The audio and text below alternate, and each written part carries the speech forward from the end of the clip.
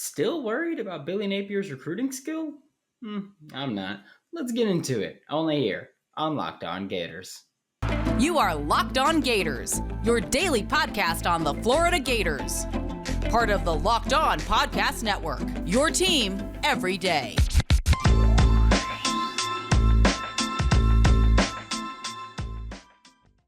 Hello, and welcome back to another episode of Locked On Gators, part of the Locked On Podcast Network, your team every day. Thanks for making Locked On Gators your first listen of the day. We are available daily and free wherever you listen to the podcast. Happy Wednesday. I'm Brandon Olson. You can find me on Twitter at WNS_Brandon. You can find all my written work with the Whole Nine Sports and GiantsCountryofSI.com. Before getting into today's content, just ask you to like, subscribe, leave a comment, review, whatever it is. Just help me make the show better. Thank you.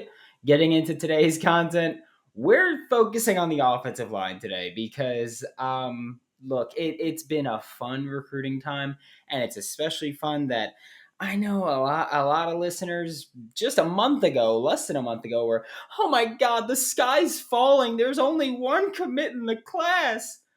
we're gonna look at that now.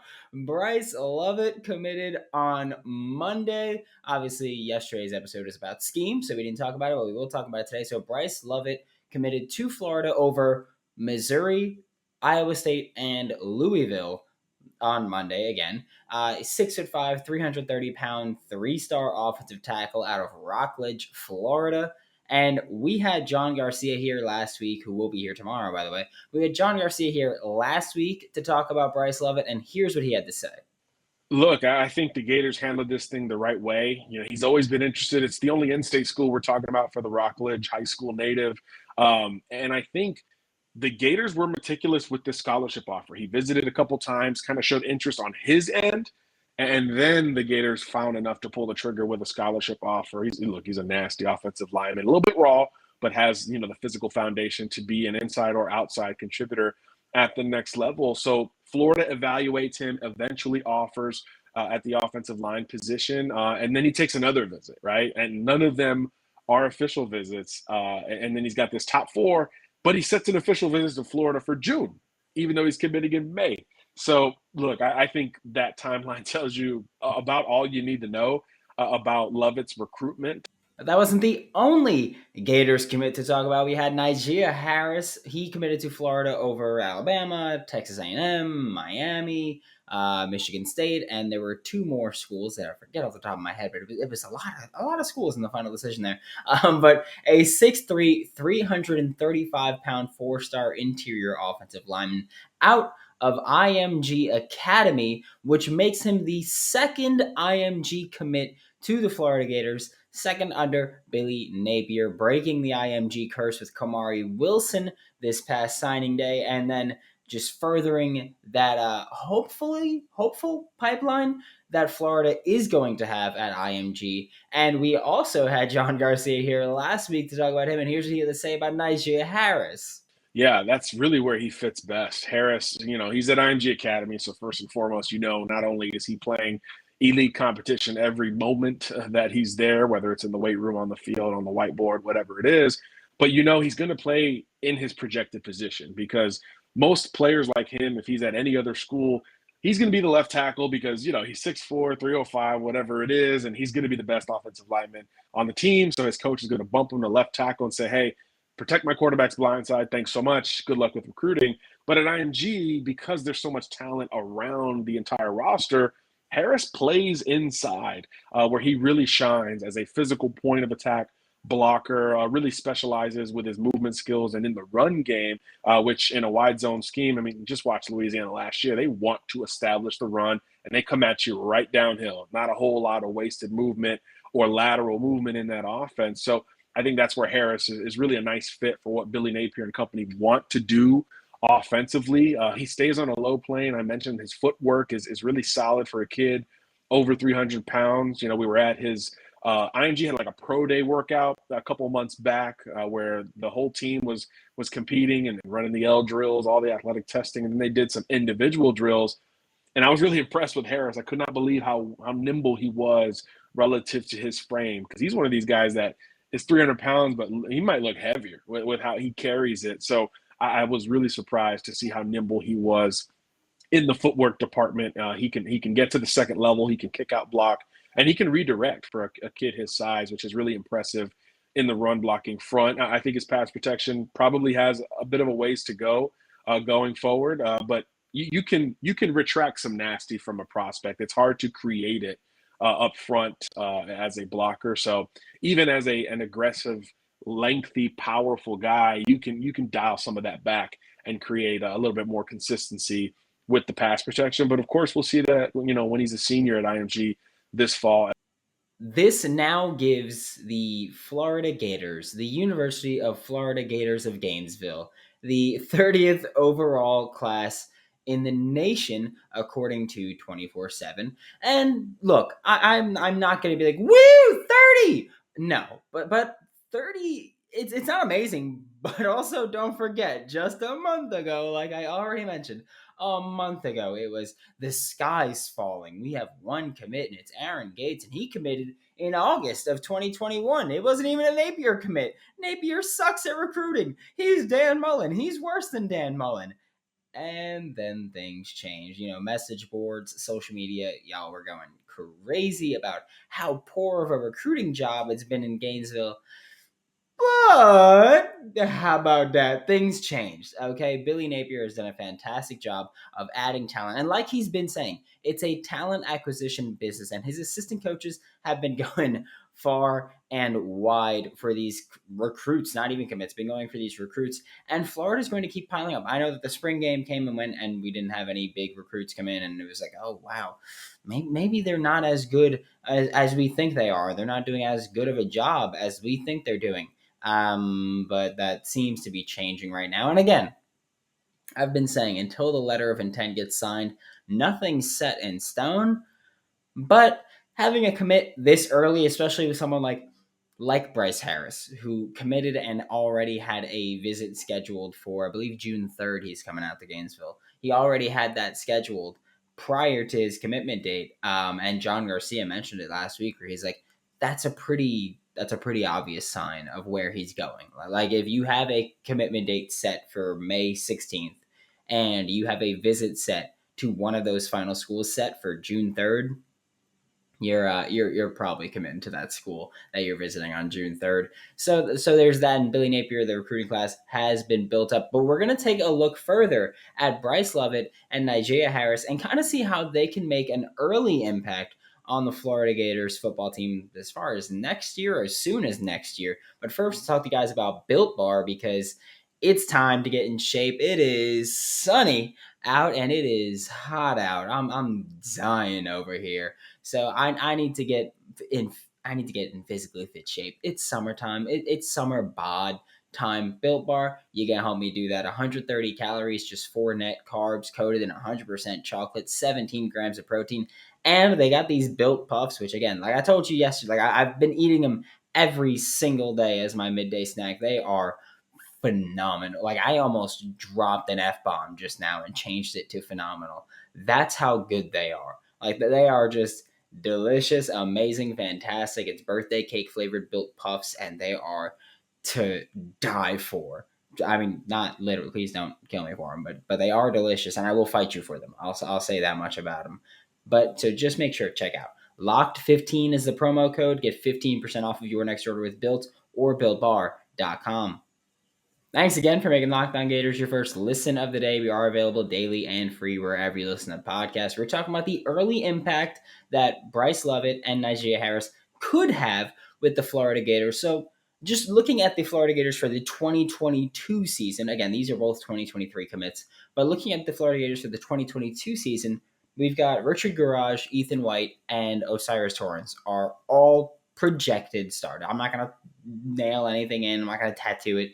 But projected starters, 3 of them, they're all seniors right now. Richard Garage is a redshirt senior, so they're all seniors, which means that they're done. I don't think they'll need that COVID eligibility year. I think they'll all go to the NFL draft and probably get drafted at latest day 3. So I don't think that they'll be in Gainesville next year. The other two projected starting offensive linemen, and I'm going according to our lads for this. I'm not going based on my opinion. I'm going on the people that do this. Are Kingsley Aguakun and Michael Tarkin. Both of them are redshirt juniors, which means they've been in college for 4 years. They are draft eligible. They could declare. I think Kingsley's gone. I think Kingsley is a very talented center. Aside from that like Kentucky game where he struggled a lot with just snaps and not being able to hear things. But again, that's Dan Mullen's fault for not changing to a silent snap count earlier in the game and letting all of those penalties happen. So I think Kingsley will be gone. Maybe we'll have Michael Tarkin back. Maybe we won't. Behind them, there are a few names that people, Gators fans, expect to start, like Austin Barber, the offensive tackle, who, if you listen to the Princely Umanmielen interview that I had a month or two ago, he said, I was like, pick one offensive tackle who's improved the most from last season, or one offensive lineman who's improved the most since last season. And he said Austin Barber. He's like, once Austin Barber gets the playbook down, he's going to be great. Like he's going to be a very talented offensive lineman. So Austin Barber, Cameron Waits, who we've all been hyping up since Louisiana. He committed from Louisiana. He came over with Billy Napier and with that coaching staff, Richie Leonard and Josh Braun. But realistically, even with those 4 names, there's 5 offensive line spots. Even with those 4 names, it's going to be a wide open competition in 2023 where guys like Bryce Lovett and Knijeah Harris could at least compete for playing time there. The 2022 recruiting class has David Connor, Jalen Farmer, Christian Williams, and Jordan Herman all coming in this. I mean, David Connor is already there. He's an early enrollee. Everybody else is going to be on campus shortly. So they're all going to be in that competition in 2023 as well. There's a lot of bodies on this offensive line. Florida wants to add more from Rob Sales, an O-line coach. Billy Napier is an O-line focused guy. There's a lot of attention on this offensive line, which is something that we haven't seen in Gainesville, really. It's been who needs attention on the offensive line? Just get the ball out quick. Just give it to Damian Pearson. He'll plow through defenders anyway. Who cares about the offensive line? So there's that. But I'd guess that out of Knijeah Harris and Bryce Lovett, Harris is probably more likely to compete early on than Bryce Lovett. Obviously, you could just be like, oh, well, one's a 4-star, one's a 3-star. But that's not even the approach that I'm taking with it. It's likely that in 2023, there will be 2 new starting guards for the Florida Gators, in Ethan White and Osiris Torrance, both gone. So there's likely to be 2 new starting guards for the Florida Gators. Tackle, likely 1 open spot. Again, we're expecting it to be Austin Barber and Cameron Waits. We could assume one of those guys will take a starting job, even though we're kind of projecting that Austin Barber and Cameron Waits will win their jobs. Austin at left, Cameron Waits at right tackle. And at guard, there's Josh Braun, who we all expect to start next year. But then it's open. So that's what I mean. Obviously, Knijeah Harris is the higher ranked player. He is a guard. And that kind of gives him the leg up for me for who's going to compete earlier, because you're looking at Knijeah Harris, who could play guard, and there's 1 guard that we kind of have penciled in for next year. But there's 2 spots that are going to be open. Everything else is going to be an open competition. We're at tackle, where Bryce Lovett plays. So again, also, these guys are not competing for the same spot. One's a guard, one's a tackle. So they're not competing for that spot. But where Bryce Lovett plays tackle, Austin Barber and Cameron Waits are waiting, there we go, in the wings to kind of take over that spot. So there's 1 guard spot that's completely vacant right now. And again, like the way that I look at this is looking at 2023 exclusively. 2023, it's clear that at the very worst in 2023, their depth. That they could start, they could not start, they can compete for a starting spot, they could not compete for a starting spot, whatever it might be. That's irrelevant right now. 2023 is a year where it doesn't matter for them. They could redshirt if they're not starting. It doesn't even matter about that. So I think that when we look at this and we look at, they're playing guard, they're playing tackle, could they contribute early? Could they not contribute early? At the very absolute worst case scenario, they are providing depth along the offensive line, and that's something that you will never scoff at, you will never look down at, and you will always appreciate. So I think that Nigel Harris and Bryce Lovett early on could contribute, maybe get actual playing time. Again, Nigel Harris is more likely to get it than Bryce Lovett, but again, they could be depth at the absolute worst early on in their time in Gainesville. But we're about to take a broader stroke look at these commitments and kind of see how they could impact the Gators long term. But first, I'm going to talk to you guys about Rock Auto because today's episode is brought to you by Rock Auto. With the ever-increasing number of makes and models, it is impossible for your local chain auto parts store to stock all the parts you need, and you always get those questions of is it an EX, an LX, an FX, an MX? I don't know, dude. I frankly, I don't know. And you gotta wait while the person behind the counter orders your parts on their computer from their brand that they use that's more expensive than you would get if you just did it yourself. You're essentially just paying them to Google for you. But why do you have to Google at all? You just go to Rock Auto. It's incredibly easy to use. I can use it, and like I've said, I don't know jack diddly squat about cars. You can go to rockauto.com right now, see all the parts available for your car or truck, right? Locked on in their How Did You Hear About Us box so they know exactly who sent you with amazing selection, reliably low prices, and all the parts your car will ever need. Visit rockauto.com. To wrap up today's show, we are talking about the long-term impacts that Nijea Harris, the four-star interior offensive lineman that committed to Florida roughly 2 weeks ago, or a week and a half, 2.5 weeks ago, to play for the Florida Gators in 2023, four-star out of IMG. And then there's also this past Monday, we had Bryce Lovett commit the three-star offensive tackle out of Bradenton, which I'm not going to hate on it. That's not going to be a complaint that you're getting from me. But we're going to look at their long-term impacts. I know that a lot of people are like, "Oh, three-star, who cares?" I do.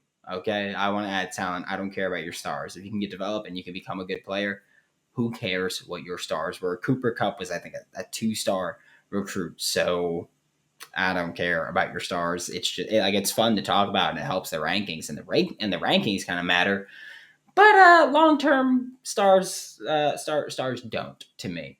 But looking at who could they help get us, because when we had John Garcia here last week, we were talking about Arch Manning, and we were saying, could Arch Manning kind of lead to other players committing to Florida? Could we get other players to Gainesville because Arch Manning and because of Arch Manning's presence? And the short answer, yes, other players will want to come play with them.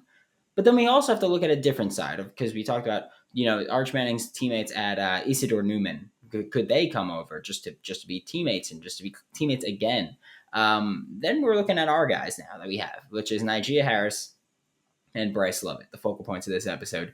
2023 teammates for Nijea Harris. This is IMG, baby. So the 2023 recruits that are on his team right now: 5-star offensive tackle Francis Mauigoa, 5-star athlete Samuel Mpemba, 4-star receiver Carnell Tate, 4-star defensive lineman Will Norman, 4-star linebacker Jordan Hall, 4-star edge Cameron Lenhart, 4-star wide receiver Devin Hyatt, 3-star interior offensive lineman Jordan Church, and 3-star quarterback Parker Lace. Now let's look at 2024, because we're looking at long-term impacts. 2024, IMG has 9 of the top 20 Florida high school players, according to 24/7.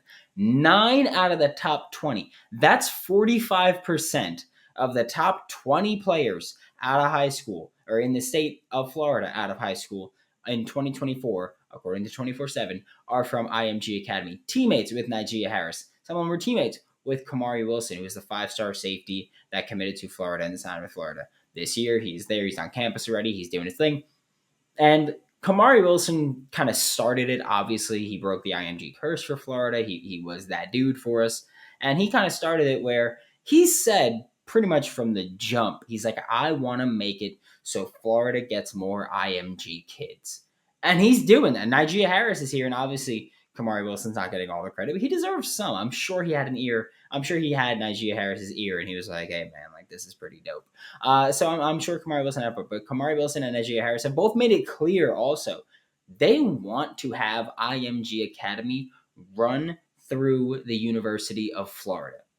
That is amazing. Expect Florida to have a chance at pretty much all of these names that they want to. We know that they've had a few in for visits. They've gone to visit some of these guys. They've seen them at camps. They've done these things. They've been in contact with a lot of players. Expect that to continue because Billy Napier has also said, if we want to win the recruiting battle, we have to win Florida. We have to win IMG. We have to do that. And that's what they're going to try to do with Kamari Wilson and Nijea Harris. And then looking at Bryce Lovett, smaller school, not as it's not an NFL factory like IMG Academy, but Bryce Lovett has a 3-star wide receiver teammate in the 2023 class named Edward Combs. To my knowledge, Florida hasn't been in contact with him. That could always change. But also, Florida has 2 2023 commits that are receivers. One's an athlete that could play both sides of the ball, and then 2 offensive linemen. So, not sure how that'll work in terms of getting a receiver. But in 2024, Bradenton also has a 4-star safety, Jalen Hayward, that again, it was or is right now teammates with Bryce Lovett, who just committed to the Florida Gators. So, if the strategy for Florida is to get a pipeline through these schools also and just get in touch, like if we get a player from Bradenton like Bryce Lovett, then we want to keep getting players from Bradenton. We want to get 2024 safety Jalen Hayward. We want to get him 4-star. If we do, then guess what? He's going to push for 2025 kids and kind of build that pipeline and make it easier to recruit on this coaching staff. To recap, this Florida 2023 recruiting class, again, 2 months ago, had 1 commit, and it was Aaron Gates, who committed in August of 2021. So he's a Dan Mullen kid, but he stuck through the transition. And then now we've got 5 commits. It's 4-star athlete Aaron Gates, 4-star interior offensive lineman Nijea Harris, 3-star athlete Creed Whitmore, who will be playing wide receiver more likely than not, 3-star wide receiver Tyree Patterson, and 3-star offensive tackle Bryce Lovett. This is the number 30 ranked class right now, according to 24/7. This is a class that will continue to improve and continue to thrive. And Billy Napier, Patrick Toney, William Piegler, Sean Spencer, Kiri Colbert, Corey Raymond, they're all doing their thing, and they're all finding success right now. So it's going to be incredible to watch what happens with this recruiting class. I'm excited for it. I hope y'all are excited for it, especially since you guys were panicking before. But that's it for today. Thanks for making Locked On Gators your first listen of the day every day. We are available daily and free wherever you listen to podcasts. We'll be back tomorrow, and we will have John Garcia, Sports Illustrated's Director of Football Recruiting and Locked On's Recruiting Insider. He'll be on the show with us to talk Florida Gators recruiting and visits coming up. Now make your second listen Locked On SEC. Chris Gordy of Sports 790 is one of the best hosts on the network, always entertaining, always informative, consistent, fantastic interviews he has set up. He's a great trash talker in the group chat. It's awesome. For Locked On Gators, I'm Brandon Olson. Don't forget to follow me on Twitter at WNS_Brandon. Find my written work with Whole Nine Sports. That is WHOLENINE Sports. Check out Giants Country on SI.com where you can find my written work there as well. And I will see you all tomorrow.